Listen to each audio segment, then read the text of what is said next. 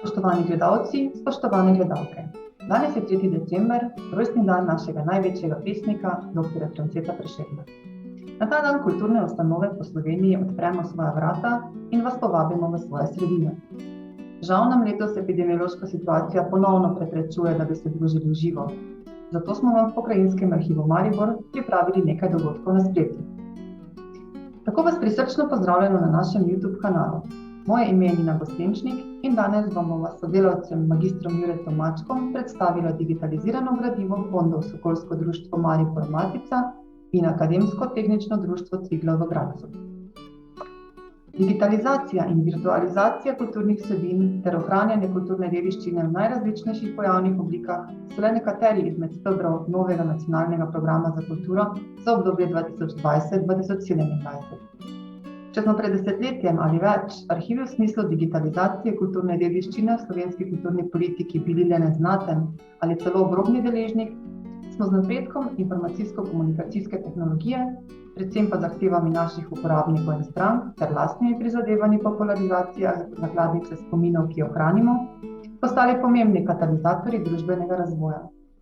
Arhivsko gradivo je pomembno za ohranjanje narodovega spomina in njegove zavesti, je kulturni spomenik, ki nas naredi prepoznavne v širši, tudi evropski skupnosti, obenem pa je njegova dokazna vrednost pomembna za pravno varnost države, njenih ustanov in, kar je še posebej pomembno, njenih državljanov. Prav tako predstavlja enega temeljnih kamnov sodobne informacijske družbe. Arhivi se moramo zavedati, da je naša dolžnost kulturno dediščino hraniti in ohraniti. Kako pomembna sta digitalizacija in virtualizacija naših storitev, je pokazala nova družbena stvarnost, ki nas je v strahu pred nalezljivo boleznijo prisilila v družbeno distanco, institucije pa, da se trudimo poiskati nove in inovativne pristope za naše nadaljnje delovanje.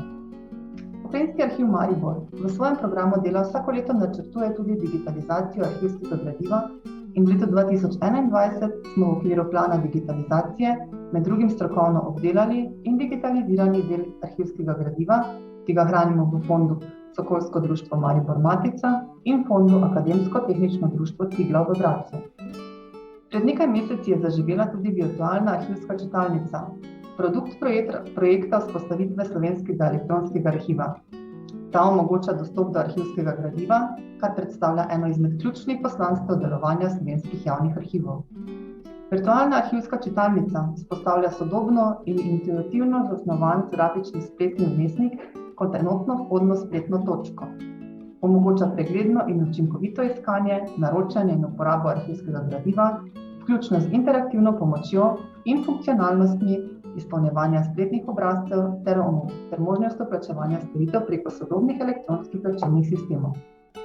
Virtualna arhivska čitalnica združuje podatke o arhivskem gradivu vseh slovenskih javnih arhivov, tako da, ko iščete določene zadeve, jih lahko najdete v mariborskem, ljubljanskem, ptujskem, novogoriškem, koprskem in celjskem regionalnem arhivu ter v Arhivu Republike Slovenije. Pred predstavitvijo digitalizatov v virtualni arhivski čitalnici ali v vaču, kot mu rečemo, pa v fondih in gradivo povprašamo njihovega skrbnika, magistra Jureta Mačka. Jure, če se najprej osredotočimo na digitalizirano gradivo, katero gradivo je bilo digitalizirano in zakaj? Ja, hvala za besedo, Nina.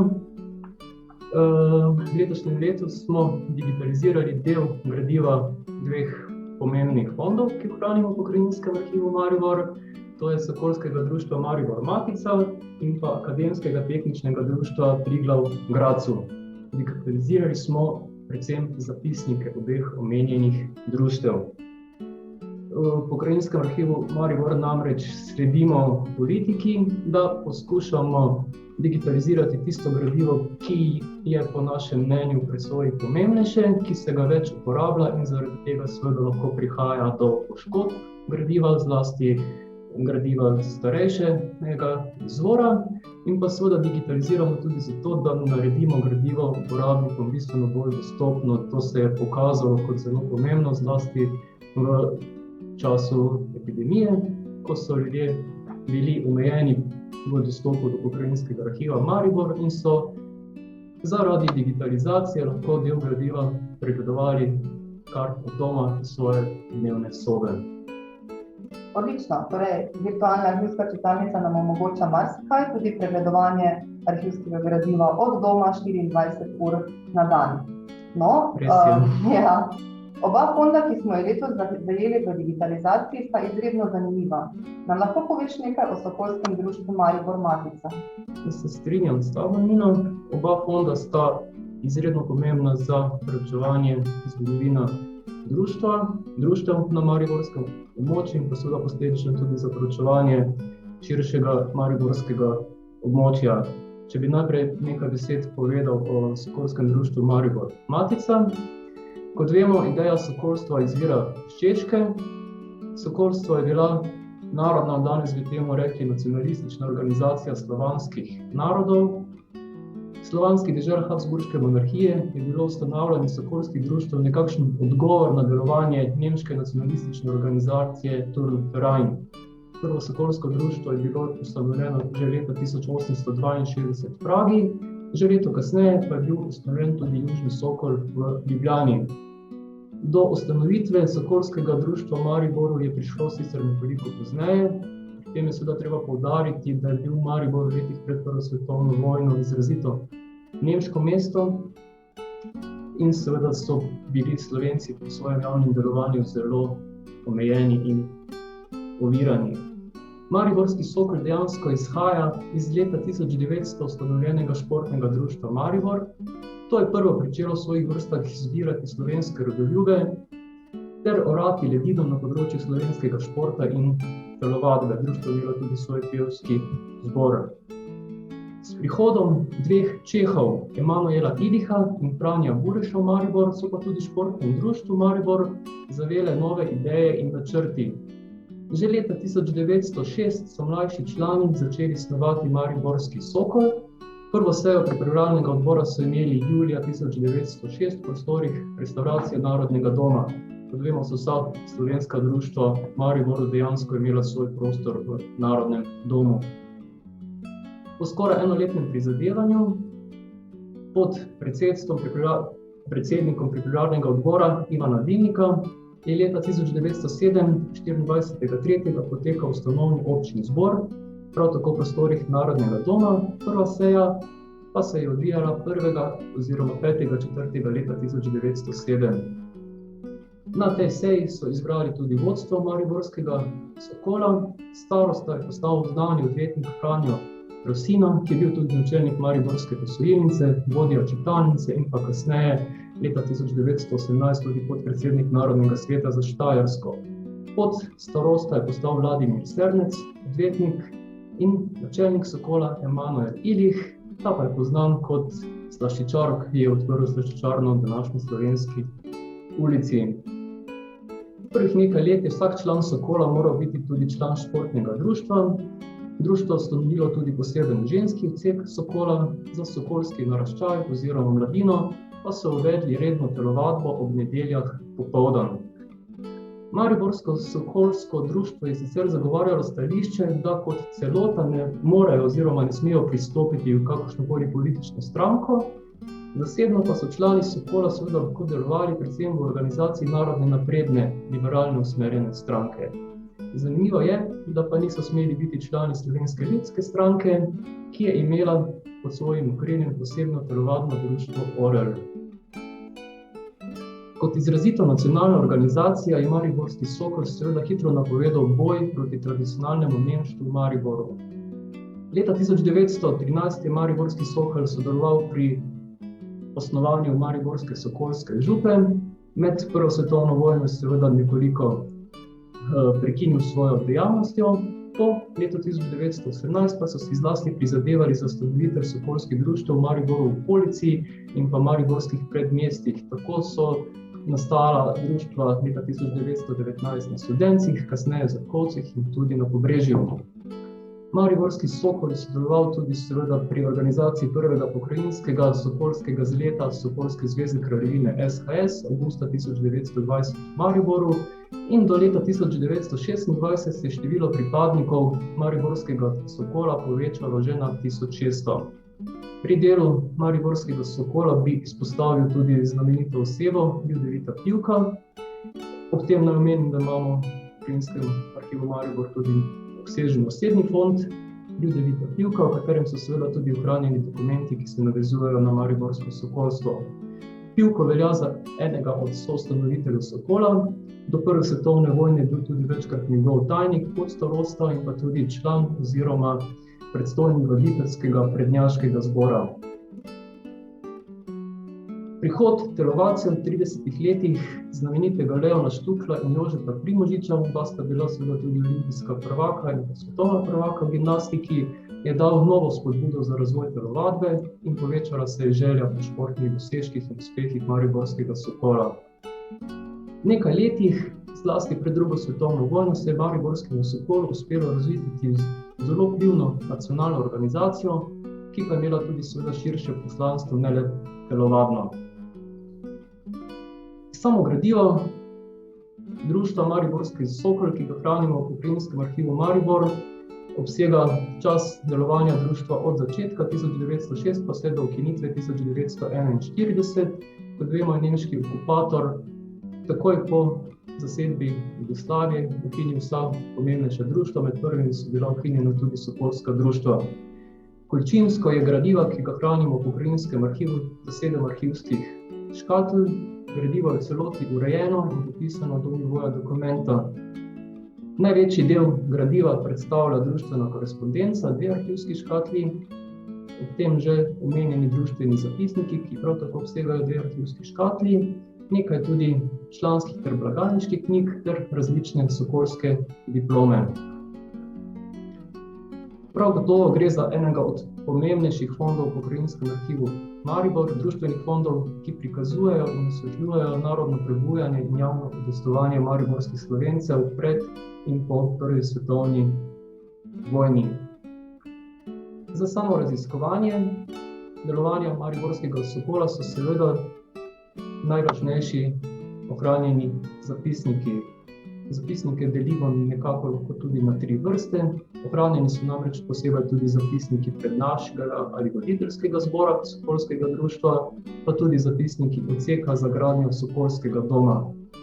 Kot rečeno, so zapisniki dejansko eden najboljših virov za preučevanje društvenega življenja in posredno seveda tudi za preučevanje zgodovinskega dogajanja na določenem območju.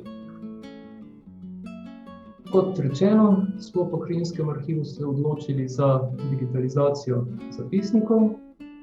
Do zapisnikov je mogoče dostopati preko virtualne arhivske čitalnice, ki omogoča dostop do arhivskega gradiva vseh slovenskih arhivov, tako regionalnih arhivov kot pa Arhiva Republike Slovenije.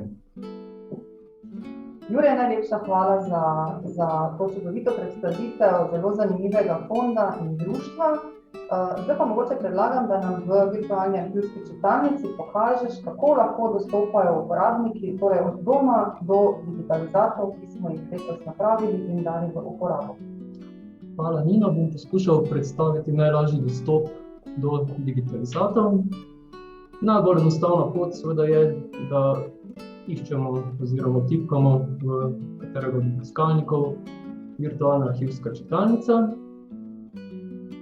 Potem seveda kliknemo na zadetek virtualna arhivska čitalnica, ki nam potem omogoča iskanje na različne načine.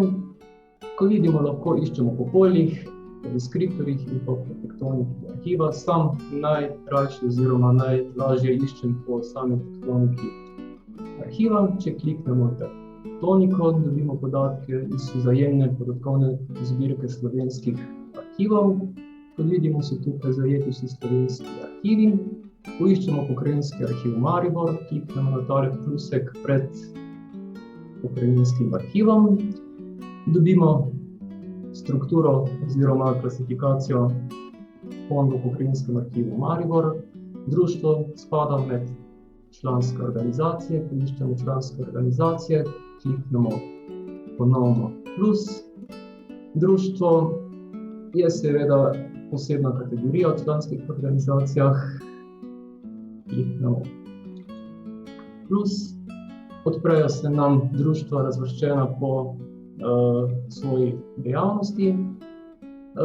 Sokolsko društvo seveda spada med športna in rekreativna društva.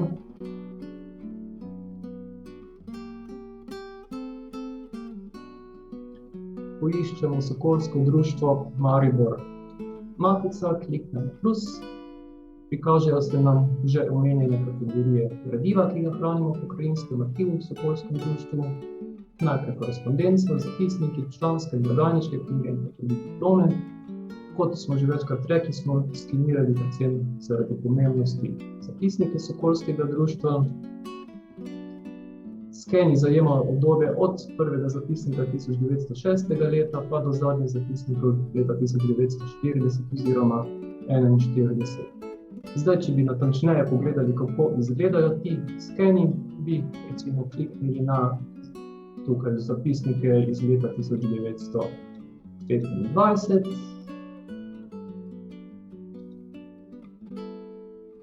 In tukaj potem vidimo, da so pripete datoteke v PDF formatu.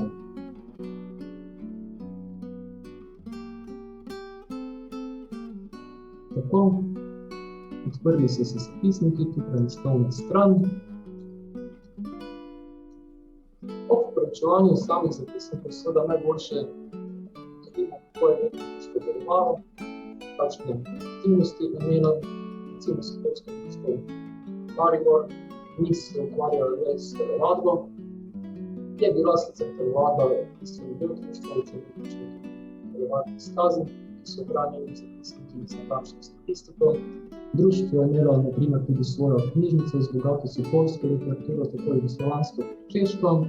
Čeprav so bili proti nemško usmerjeni, so pa v knjižnici imeli tudi nemško literaturo z področja športa, telovadbe in pa tudi zdravstva.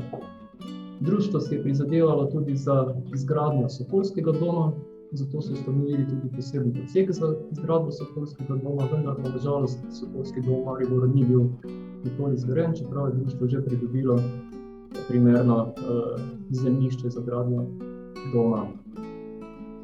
Potem, če bi še omenil, je društvo delovalo še več različnih odsekov. Imeli so posebno kulturno-prosvetni odsek, mladinski odsek, ta je bil znamenit po tem, da so prirejali prvi v Mariboru posebne lutkovne predstave za otroke. Ob mladinskem odseku je deloval tudi glasbeni odsek s svojim orkestrom. S svojim orkestrom so seveda sodelovali na različnih državnih društvenih večerih, prav tako pa so tudi celo nastopali pri predstavah Slovenskega narodnega gledališča v Mariboru.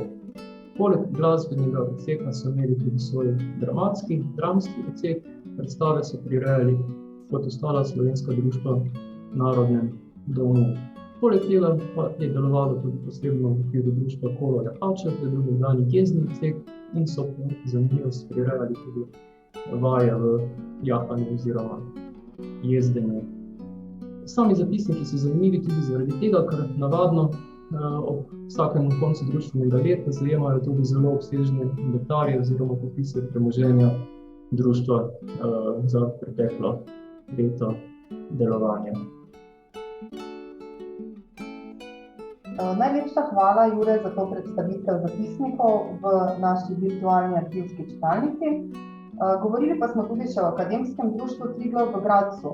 Tudi gradivo tega fonda, torej zapisniki tega fonda so digitalizirani in dostopni na spletu. Nam lahko poveš kaj več še o samem društvu? Ja, kot rečeno smo digitalizirali tudi zapisnike Akademskega tehničnega društva Triglav v Gradcu. Gre za sicer manj obsežen fond, obsega le eno arhivsko škatlo gradiva, vendar je pa zaradi svoje izjemnosti in pa redkosti zelo pomemben. Dejansko je edini fond, ki ga hranimo, ki se nanaša na delovanje študentske oziroma mladine iz akademskih vrst. Društvo je bilo ustanovljeno leta 1875 v Gradcu. Delovalo je tako kot dejansko vsa slovenska društva na narodni podlagi, vendar se je poskušalo izogibati verskim političnim vprašanjem. Njegov glavni namen je seveda bil spodbujati v slovenskih akademskih vrstah v Gradcu oziroma mladini narodno zavest in jo preko svojega članstva prenašati na širše narodne plasti. Glavne točke delovanja društva so tako bile organizirane z letom domače kraje, predvsem so se poskušali organizirati izlete v narodnostno ogroženem kraje, kot so bili recimo Koroška in seveda tudi Južna Štajerska. Odlikovali so se z narodno-obrambnim delom, prirejali so različne pevske večere, predavanja in pa debatne večere zlasti o socialnih in ekonomskih problemah. Vendar, kljub temu, da so se poskušali izogibati verskim in političnim vprašanjem, je že kmalu prišlo do večjega razkola v društvu. Tako so leta 1901 katoliško usmerjeni člani ustanovili svoje društvo Zarja, leta 1904 pa so narodno-radikalno usmerjeni člani ustanovili svoje akademsko-tehnično društvo Tabor. Med prvo svetovno vojno je društvo seveda precej zamrlo, tako kot tudi vsa ostala društva. Leta 1920 je bil sedež društva prenešen v Zagreb, kjer se je preimenovalo Jugoslovansko akademsko društvo Triglav. 1922. leta maja je bila ustanovljena njegova podružnica tudi v Ljubljani. Društvo je bilo seveda aktivno zlasti v študentskem življenju, močna socialna orientacija članstva je pa sčasoma povzročila prehajanje članov vedno bližje marksističnemu svetovno-nazorskemu prepričanju. Zato je bilo leta 1934 društvo z dekretom Banske uprave Dravske Banke tudi razpuščeno. Kot rečeno, gradiva je le za eno arhivsko škatlo. Na žalost niso ohranjeni vsi zapisniki. Začnejo se šele leta 1887 in pa potem so ohranjeni vse do konca leta 1933. Iz zapisnikov izvemo marsikaj o samem delovanju društva. Društvo je na primer zbiralo sredstva za Ciril Metodov obrambni sklad, prirejalo je Prešernove večere, imelo je tudi svojo čitalnico s knjižnico, naročali so slovenske časopise. Večkrat so pa seveda tudi razpravljali o častnih članih društva, tako so kot zanimivost naj povem zavrnili recimo imenovanje Ivana Tavčarja za častnega člana, predlagali so pa znamenitega koroškega Slovenca Andreja Einspielerja. Tako kot pri Sokolskem društvu je seveda možno dostopati do zapisnikov akademskega društva Triglav tudi preko virtualne arhivske čitalnice. Bi pokazal na primeru, kot se spomnite, smo v prejšnjem primeru iskali po tektoniki arhiva, zdaj pa bi iskali po besedilu. Pišemo obrazec, iskanje po besedilu.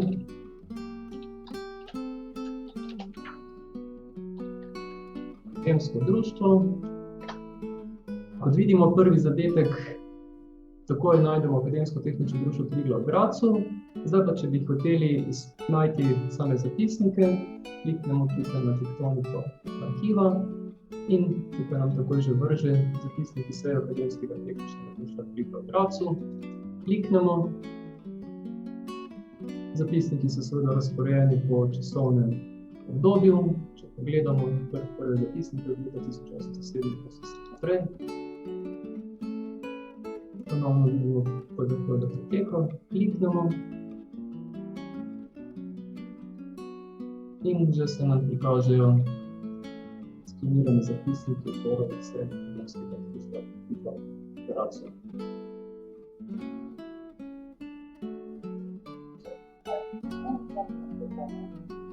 Tako s tem bi končal svojo predstavitev.